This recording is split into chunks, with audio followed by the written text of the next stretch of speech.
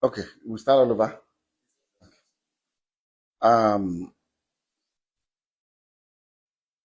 my name is Deji Adeleke. Um, you are all welcome to our home. I'm the father of I have five children, three boys and two girls. David Adeleke, that you all know as Davido, is the baby of my family, is the last born. And I'm calling this press conference. This is my ever first time of addressing the press. And and for just one single reason. I'm not on the social media, but I'm sure those of you in the social media will have been inundated with all kinds of talks about almost every year. This thing, keeps coming up regarding uh, one little girl called Anu Adeleke that lives in Ibadan. That Kemi has continually alleged that Kemi Olu lawyer has continually alleged that David is the father of the little girl. To start with, let me put it on record that I have 14 grandchildren, and I'll tell you the story about Anu Adeleke and what has happened since I received a letter in 2014 from a lawyer in Ibadan alleging that my son David got somebody pregnant and abandoned uh, the person with the child. And I'll tell you what the actions that I took immediately and what. But the reason why I call this press conference, is for us to address. I'm not even sure if it's legal for someone to impersonate a minor. This Kemi Olu lawyer has been after my son David for many years. Everything she says about David is always negative and negative, trying to put him in bad light, with the public. This that I'm about to read to you is what I received from the sister to Anu's mom that lives in Abuja. I'm not going to mention her name, but she's in communication with me. When this happened, she was the first, because I'm not in the social media. She saw the thing that was supposedly written by her niece, and then she sent this to me. Say, "Good afternoon, sir. So I hope your day is going well. I just saw this on a blog post. I just wanted to clarify that the account is not run by me, Ayo, or my mom. The account is run by Kemi Olu lawyer, whom we have cut ties with years ago. I really do not know why she keeps posting these things, knowing fully well that we are no longer in communication. We have reached out to her several times to stop posting anything about Anu. I'm sorry if this embarrasses your family in any way."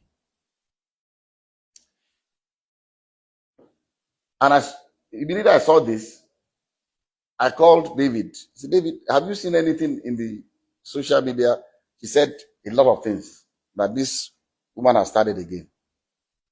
And I've always told David to ignore this woman, because someone that her own son, her own biological son, has come out to the general public to say that it disowns her, she's no more her mom, she's crazy, she's that. So if her own son can say that about her, why should we bother about what she says about David? That was why I've always told David, please just ignore her, and move on with your life. So when I received this, and I'm on YouTube, I've seen all kinds of things people have been saying, and I just said, look, maybe it's this might be a good time for me, as head of my family, to say our own side of this story. Like I said, I have 14 grandchildren. So what will one more do? Is it that I will not be able to afford to do things for her, or bring her into my family? But there's science, DNA. If you say you are my granddaughter, and the science has proven that you are my granddaughter, I will gladly accept her. So let me tell you the story of how I got to know about Anu. I received it. This is the document. I received this in the mail.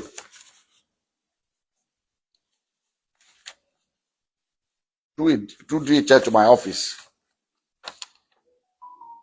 This is the DHL sent to me by Bandele A. Aiku and Co. from Ibadan in 2014 by DHL. And in the package, there are pictures of a little girl and pictures of David. I mean, they put David picture, with the little girl. This was maybe they took I don't know where they cropped David's picture and put it, and this the mother of the girl. So I received this in the mail 2014, and in that mail also, curiously, there was the birth certificate of the child. And what caught my attention was that in the record of the birth certificate, they said full name of father, Adeleke David. Full name of mother, Adeleke Ayotomide. How can she be Adeleke? So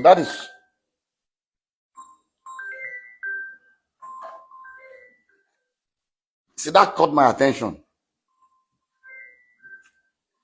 And then also in that DHL package was this letter from the grandmother of Anu, with her telephone number.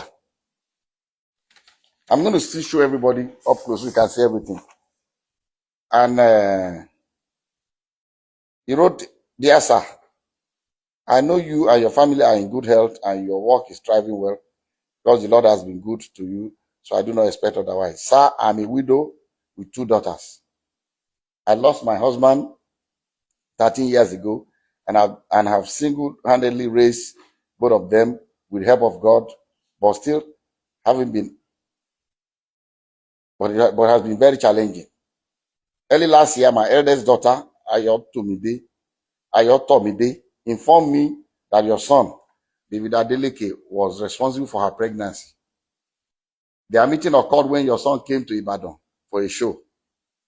I sat with her as a mother to ask her about the father of the child, and she has confided in me so many times that your son is indeed the father of her child. She put to bed on November 19, 2013, and gave birth to a baby girl.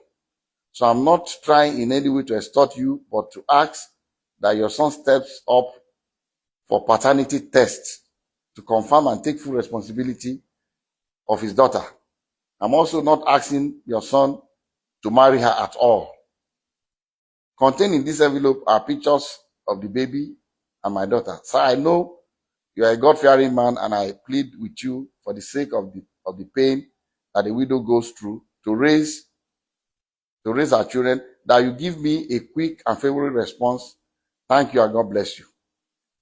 Immediately I saw this letter, even before calling David, before telling David, about this letter, I called this woman and I said, "Look, I've not spoken to my son yet, but I'm going to speak to him.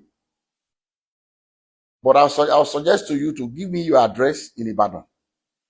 I'll send my driver to come and know where you live. But I can assure you that if this girl is my granddaughter, You have no problems with me. I will welcome her into my family happily. She was happy. She gave me her address. I gave the address to my driver. My driver went to Ibadan the next day to know exactly where they live. And I told her that, look, the hospital that I use in Lekki here is an Indian hospital, Vadik Hospital.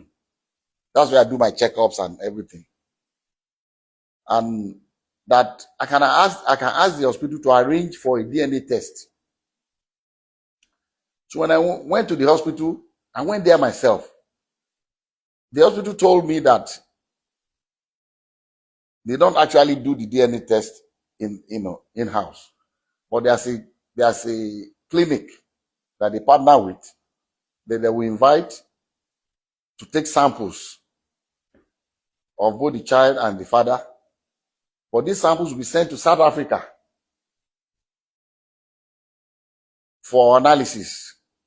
A laboratory in South Africa, because it's not done in Nigeria. I don't think they have a lab in Nigeria that can do the DNA analysis. And I said, okay. And I called her, gave her the information that anytime they are ready, I'll send my driver to pick you up from Ibadan. So on the appointed day, I sent my driver to Ibadan very early. And my driver brought the mother of the child, the grandmother, and the baby. The three of them came. And because my driver knows Vadik Hospital, they came in. They were already there before I came in with. I asked David to come here and Lati, his aide. So David, myself, and Lati went and we met them at Vadik Hospital.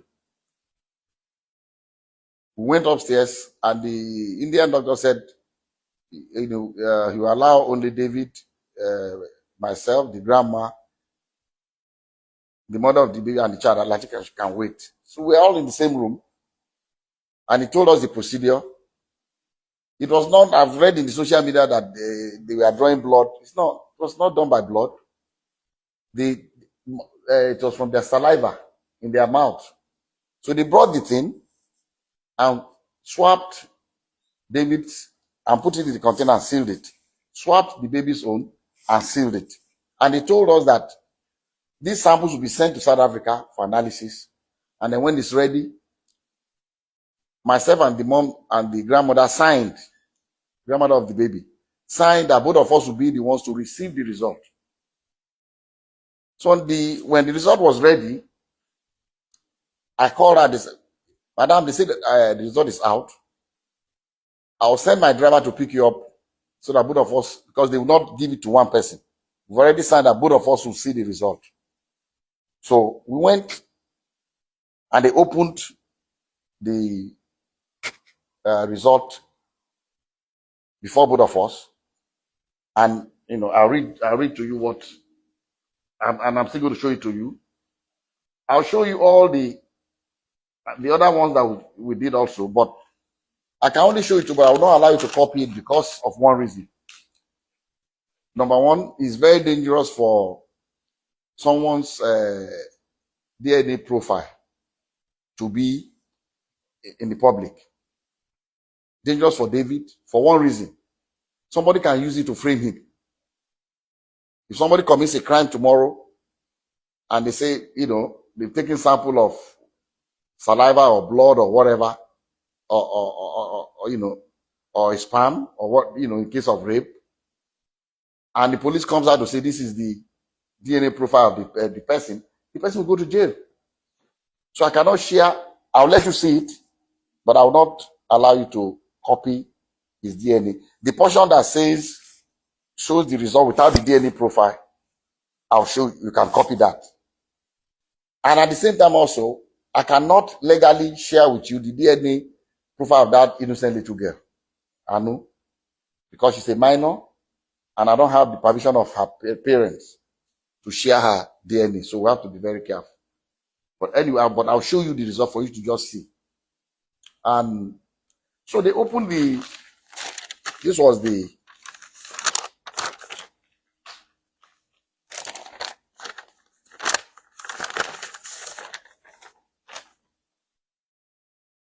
This was the first DNA. This is the original copy that I was given one, and the grandma was given another one. And at the end of the whole story, they wrote here that probability of paternity 0.00%. And the mom asked the lab guy that, what does this mean? He said, it means that David is not the father of this child. And she was really disappointed. She broke down. She was crying, the grandmother. And then, okay, I skipped a point. When we first got to Vadic Hospital with David, and David saw the girl, David told, he said, Daddy, I've never seen this girl before. And what I told David, I said, look, I don't want to listen to you.